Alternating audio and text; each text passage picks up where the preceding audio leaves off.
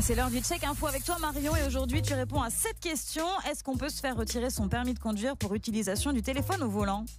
Ouais, ça va intéresser ceux qui nous écoutent en voiture parce que c'est l'avertissement qu'on trouve ces derniers jours dans un nombre considérable de tweets et de publications Facebook. Par exemple, le compte « Je suis un pilote » avec ce post partagé des dizaines de milliers de fois qui dit « Attention, à partir de ce soir, le tel au volant, c'est suspension de permis ». Alors, il parle d'une nouvelle loi votée en décembre 2019 et qui est entrée en application la semaine dernière, vendredi 22 mai.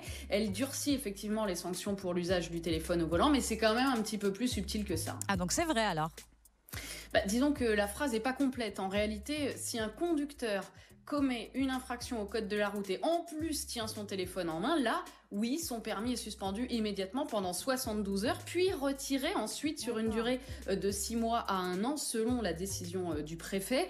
Pour te donner un exemple, si tu grilles un feu rouge en lisant un SMS, avant, tu n'avais que, entre guillemets, le retrait de points et l'amende. Désormais, ce sera 4 points pour le feu rouge, 3 pour le téléphone, 135 € pour le feu rouge, 135 € pour le téléphone et le retrait de permis immédiat. Autrement dit, lorsqu'il est récupéré 6 à 12 mois plus tard, il lui manque 7 points et c'est valable dès qu'un conducteur combine téléphone en main et excès de vitesse, franchissement de ligne blanche, non-respect d'un cédé le passage et même absence de clignotant lors d'un changement de direction. Pour ceux que ça intéresse, la liste complète de toutes les infractions est sur le site de la sécurité routière. Pour être bien clair, ça veut dire que si on conduit avec son téléphone en main mais sans commettre d'infraction supplémentaire, on ne perd pas son permis.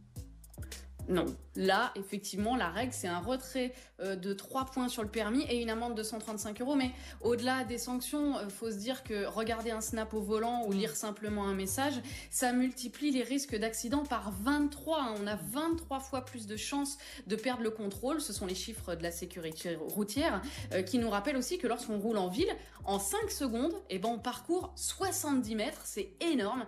Or, 5 secondes, c'est souvent le temps qu'il faut pour lire un SMS ou un mot avec une photo sur WhatsApp. Ça, c'est pour les messages, mais c'est pareil pour les appels. Chaque jour, 10 accidents de voiture ont lieu alors que le conducteur est en train de téléphoner. On parle des accidents avec des blessés graves, voire des morts.